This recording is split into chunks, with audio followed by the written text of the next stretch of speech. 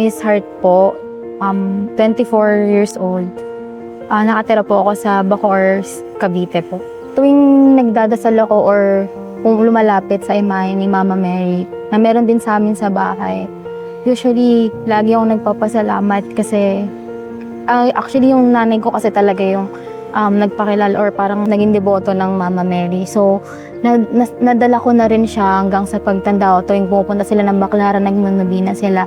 So, tuwing lumalapit kami, puno ng pag-asa, pasasalamat sa kanya.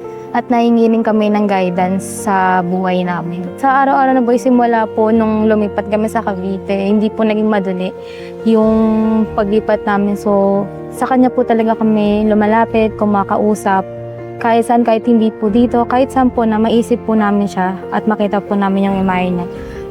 Humingi po kami ng gabay sa kanya at lalo na sa aking pamilya rin po.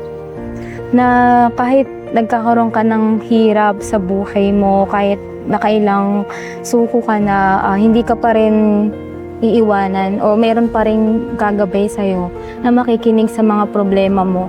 Actually, yun talaga yung nagbigay sa akin ng lakas ng loob, lalo na sa mga panahong sarili ko lang yung napapakinggan ko or wala akong makausap. Ganun.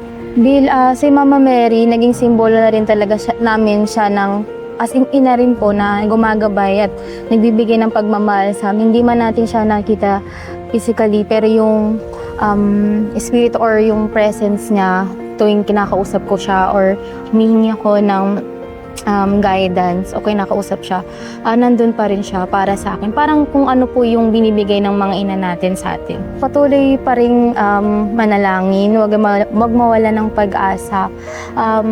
Naririnig po yun ni Mama Mary kahit na nasa lowest point tayo ng buhay natin. Naniniwala ko na meron pa rin pong liwanag at the end of the day po.